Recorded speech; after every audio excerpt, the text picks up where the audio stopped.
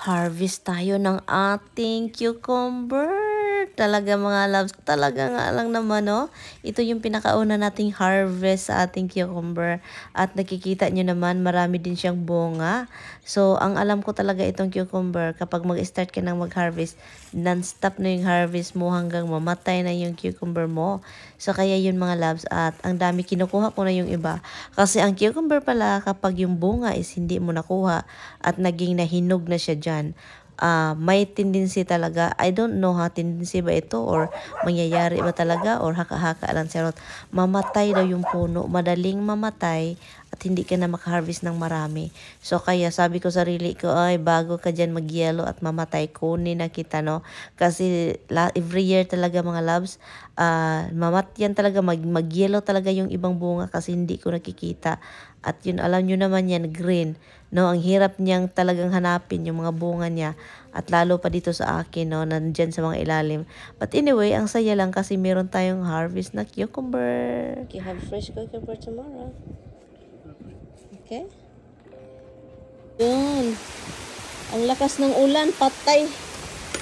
Tika.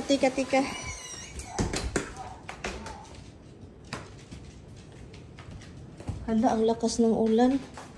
Ang ating ano, ang tawag nito. Oh my, gulay.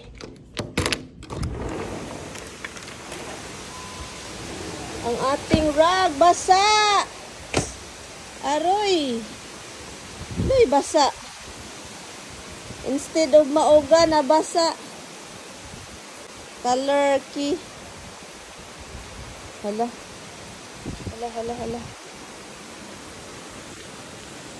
So, itong mga wire natin, atin itong i-secure. Kasi po, delikado magkaano tayo. Secure natin yung wire dito sa likuran mga darling. Para hindi siya mabasa sa ulan. No, ito siya. Look. Hala, ito din. Aruroy, si Tami. Ayan, basa siya mga loves.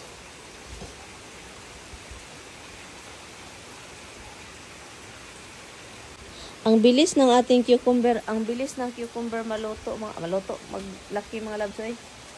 Ang bilis.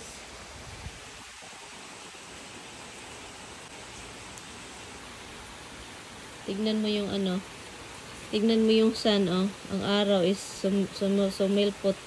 sumiplot, anong tawag niya? Really hard, and the field got really muddy, then they would, go into rain delay. But now they go into rain delay very easily. Yeah, like you said. With a drizzle. Yeah, because they're not raining that hard, and it must have started in the Bronx and worked its way up. Because, like I said, the Yankee game was. They didn't say rain delay, but they had some interview going on, and I'm saying, what the hell's the game? You know. And that's it. Sounds like you're getting ready to eat. Yeah, doing a thing.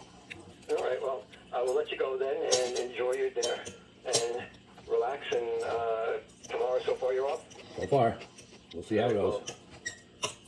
All right, cuz, you guys have a good night and love you guys, and we'll talk tomorrow. All right, guys, send out of home. I will, right back at you. We'll speak to you. All right, thanks. Okay, bye-bye. Why do you have only very little meat? Why you don't want me to cut fat? Thick. Do something wrong with you, hon. Yeah. You know you always give. What's his face?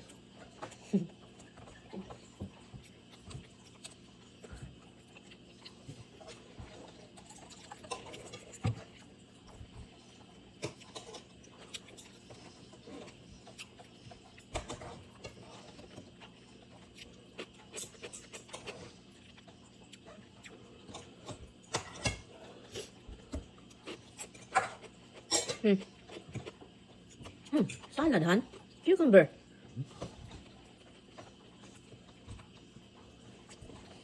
Hey, miss.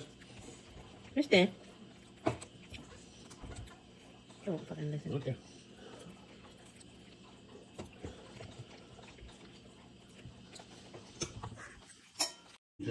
Dry already.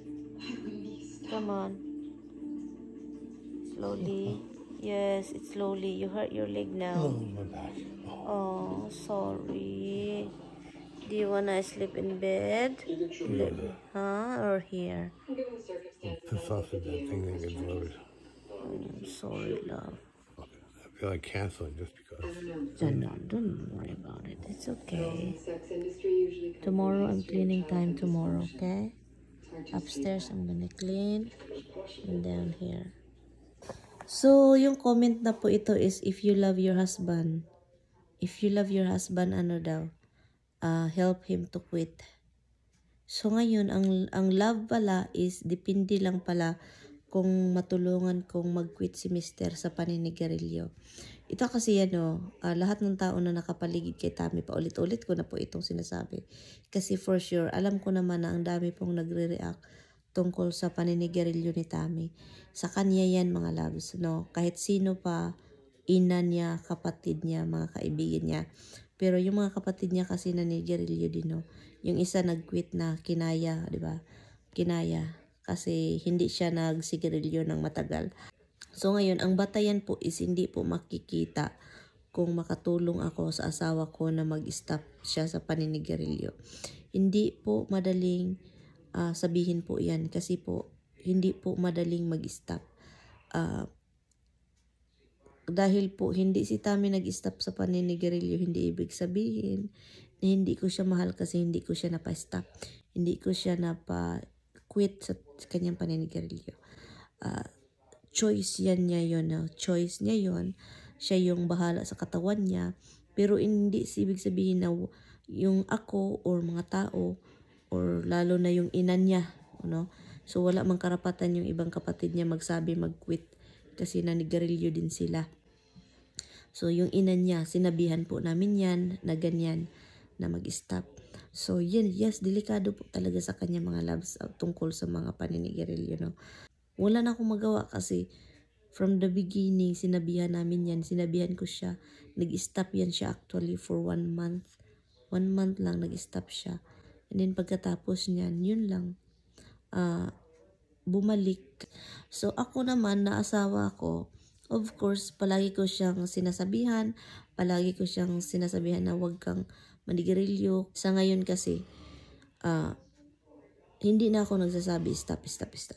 Ang sinasabi ko na kasi mahirap na may edad na yung asawa ko. Hindi na siya yung bata na pwedeng, uy mag-stop ka kasi sayang yung buhay. Ganon, no? At saka kaka-start mo lang, ganon. Siya kasi matagal na yan siya nanigarilyo. So ngayon, sa matagal na rin kami, so hindi na ako nagsasabing stop. Ang sinasabi ko na lang, slow down. Kasi nga, yung hindi siya nag-slow down, paminsan talaga, nasa labas po siya mga loves. He spent like hours sa labas maganon. Nang sinasabi ko sa kanya, slow down. Kasi every time na mawala na yung sigarilyo sa kamay mo, kuha ka na naman, kuha. Sabi ko, palagi ko siyang sinigawan. So dahil po nakikita niyo si Mr. na ganon, hindi ibig sabihin na hindi ko siya mahal. Pinabayaan ko na lang siya, ganon. Choice naman talaga niya yan. Wala naman akong talagang magawa, mga loves. No, wala talaga akong dyan. Ang ano ko lang is advisean siya. Pagalitan siya paminsan kasi nakakairita. Ganun ba? Ganyan lang yung ko. Sabi ko sa kanya, parang mahirap na talaga. Nagets ko naman din yan mga loves. Na talagang hindi din madali talaga na mag-stop siya. Pero wala kaming magawa mga loves. Ako, mahal ko yung asawa ko. Sobrang bait. Kaso wala talagang magawa. Kasi yun na yun siya no? So, ang iba talaga is idamay ka. Dahil ganyan na yung mga gagawain niya and then parang ang tingin ng iba wala akong ginagawa, pinabayaan ko lang. Hindi ko po siya pinabayaan mga loves. Kung alam nyo lang, pang ilang bisis kaming nagtalo dahil sa ganyan.